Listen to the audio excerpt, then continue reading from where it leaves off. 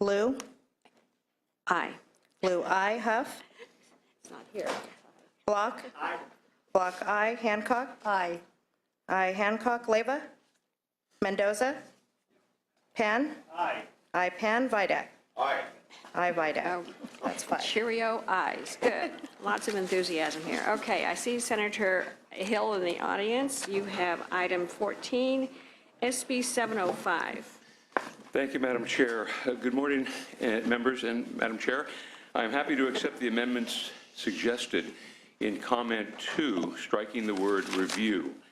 SB 705 simply requires a school district's preliminary proposal regarding the space to be allocated to a charter school to be disclosed at a public hearing that includes the opportunity for public review and comment. This measure does not change the statutory obligation school districts have to provide facilities to charter schools. It simply clarifies that community members can weigh in at the beginning of the allocation process in order to make sure the charter school is located in the most optimal location for that community. I ask for your aye vote, members. I appreciate it. Okay, in support of the bill. Good morning. Good morning, Madam Chair, members of the committee. Ron Rapp, California Federation of Teachers. In speaking in support of this bill, this is a very simple bill. The California Federation of Teachers supports increased transparency for charter schools in California. We believe that this bill would provide a degree of transparency by requiring charter schools to hold a public hearing in regards to the allocation of space for those charter schools. We urge an aye vote. Thank you. Thank you. Any others in support? Is there opposition to the bill?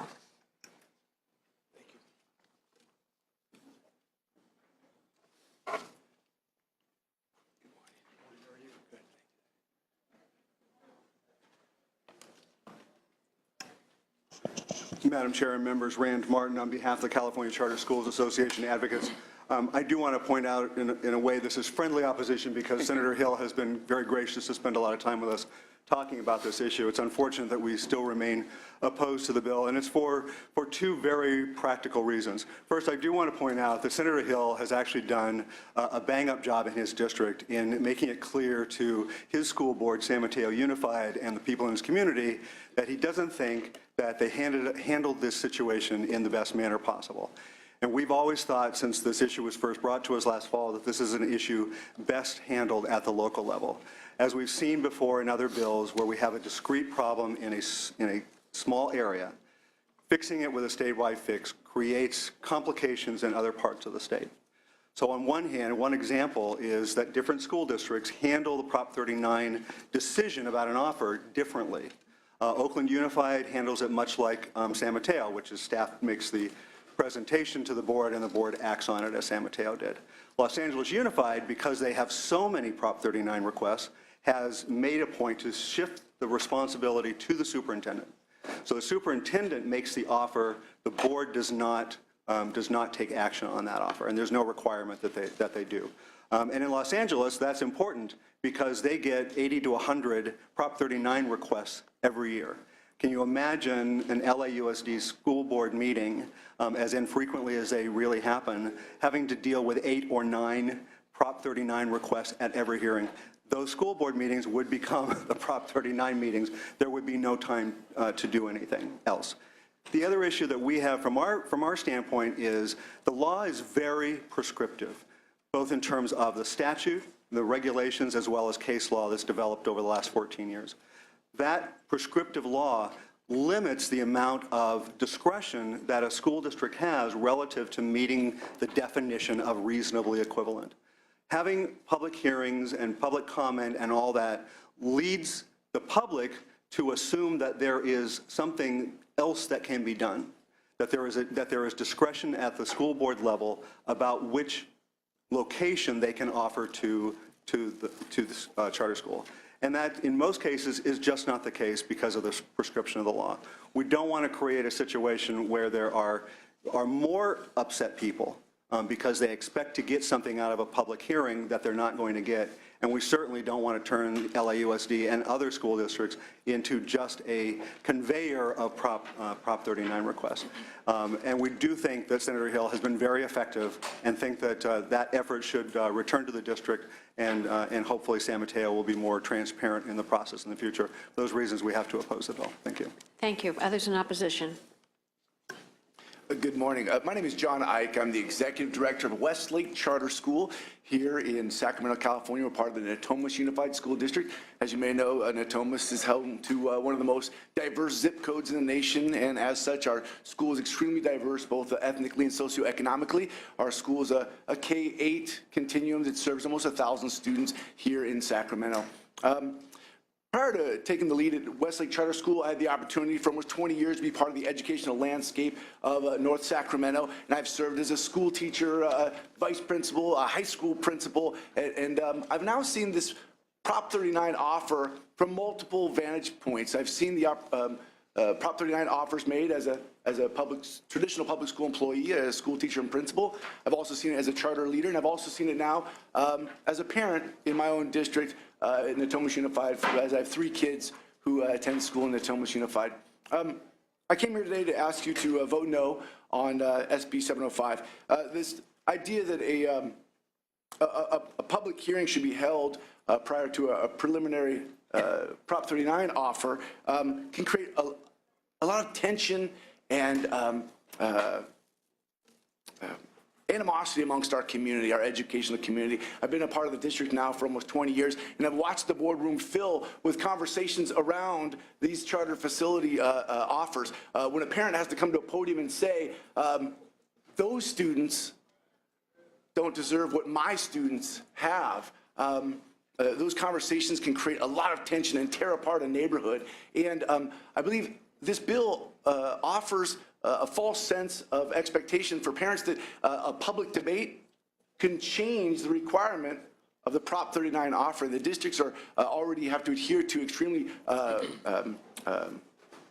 strict laws by Prop 39, and a deep expertise has to be held by the part of the district to adhere to those laws, and a public hearing will not change the district's obligation to provide those facilities. And therefore, I would ask that the SB 705 does not pass today. When we think about LA Unified School District, Oakland Unified School District, Natomas Unified School District, each has its own process for following Prop 39. In Natomas Unified, staff go out and survey how many classrooms are available at each site, what the needs are at each school. In our district, for example, we've even seen an entire school population shifted to another school to balance out the needs of all students, both traditional public school students and charter school students. And it's through this unique Prop 39 managing that a district is obligated to make these initial offerings. If LA Unified, by its process, had to have a public hearing for every Prop 39 request, they would spend 8 or 9 hearings at each board meeting, because they had over 100 requests this year alone. So for these reasons, I would ask that you would vote no today on SB 705. Thank you very much. Please. Good morning. My name is Sarah Coleman. I'm an attorney at Young, Mini, and Core. Our office represents well over half the charter schools in California, and I work on Prop 39 in our office. I represent approximately 100 schools each Prop 39 process. I do a lot of this. And so I just wanted to come here and see if any of you had any questions, but also to say that one thing that hasn't been mentioned is that once the preliminary offer is made on February 1st, there are approximately, it's a 2-month process until the district makes a final offer, which is binding on them. So once the preliminary offer has been made, there is an opportunity for the public to comment through any subsequent board meeting that the board holds on the offer. It's publicly noticed? Yes. Okay. And so that there will be an opportunity for members of the community, if they do have a concern about the offer that has been made, to speak to the board, express their concerns before a final offer is made. Thank you. Any others in opposition to the bill?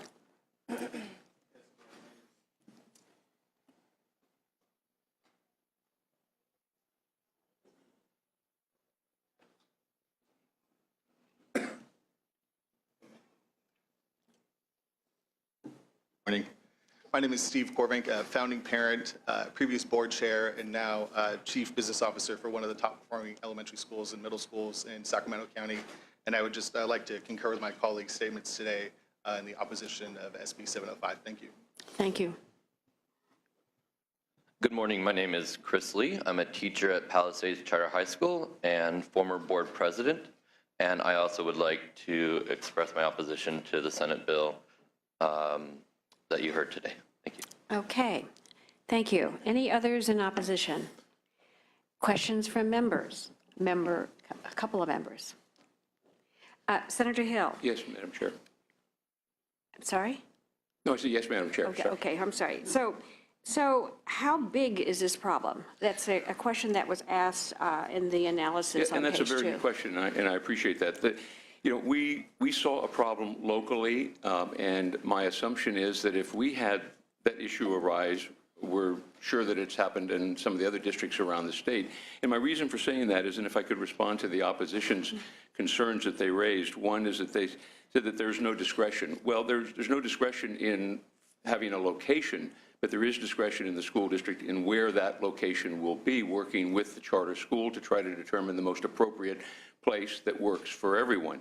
And I think that's where the discretion lies. And the opposition also stated that this would create tension, animosity within the district. Well, my concern and what I've witnessed is that's the exact reason for doing this bill and for this legislation is that it would prevent the tension and the animosity, because once there's a public opportunity to speak, which is transparency and public comment is something that we strive for in state and local governments, that when they have that opportunity to see where the district is planning to work with the charter school to locate the school, they can comment, they can have input into that, and this district and the charter school can take that into consideration before that final agreement is conducted and is completed. And that would allow for them to not have to respond when they have it presented in front of them as a done deal that then they have to react to, which will create the tension and the animosity within the community.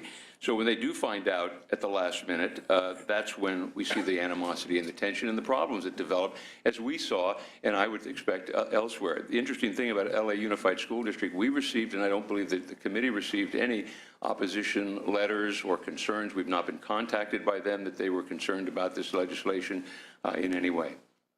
Okay.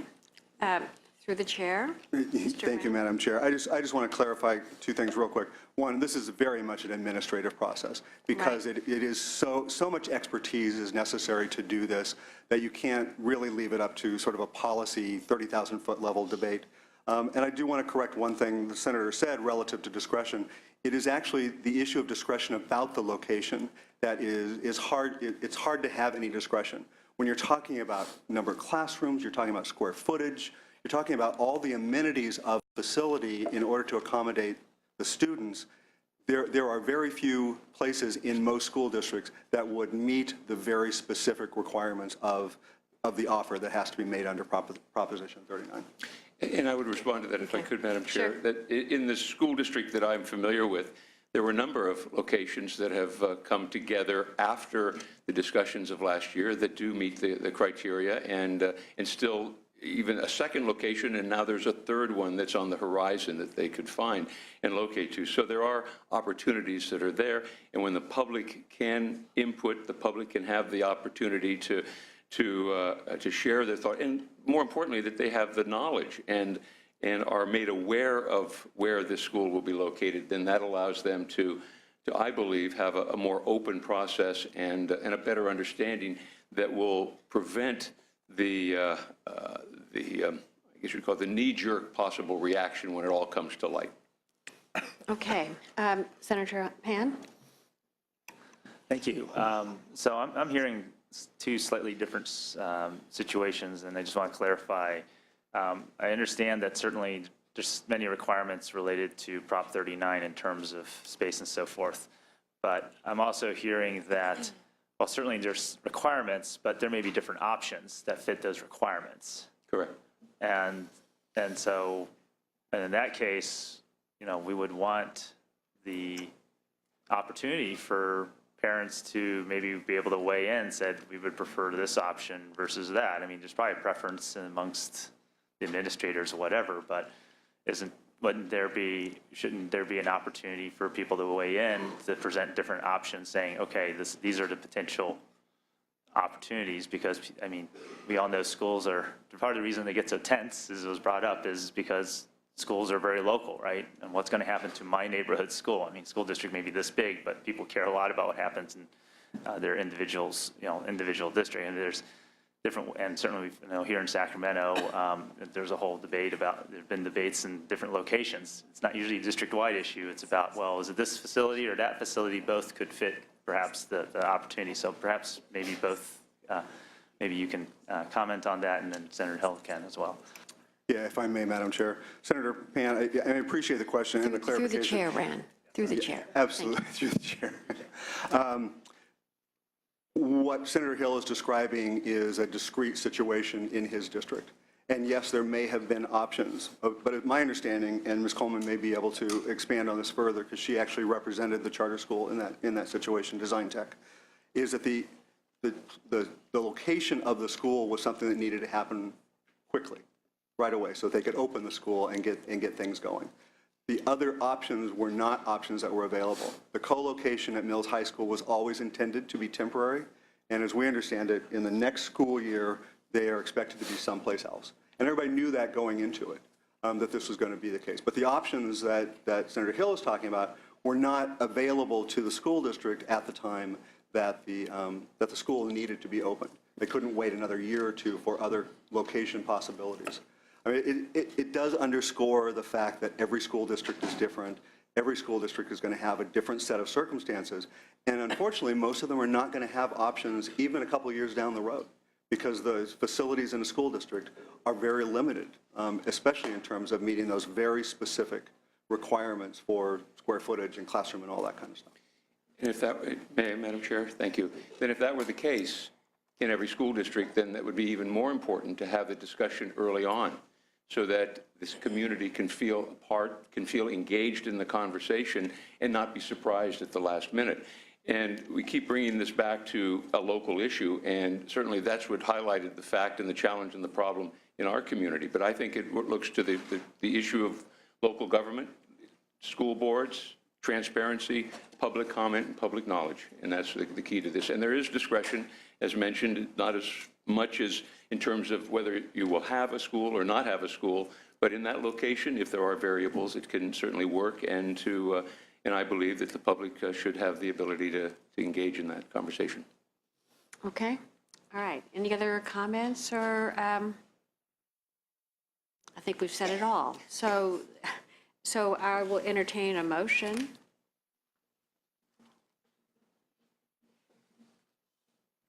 Well, I guess I would move the bill. I'm generally for public discussion before decisions get made. As amended. As amended. Okay. Thank you. Yes. Oh, yes, as amended. Okay. All right. Do pass as amended to appropriations. Lou? Huff? Block? Hancock? Aye. I, Hancock. Leyva? Mendoza? Pan? I, Pan. Vidak? No. Vidak, no. That's 2-1. 2-1. We'll leave the roll open. Thank you, Madam Chair. Thank you, members. Senator Hernandez, thank you for your patience.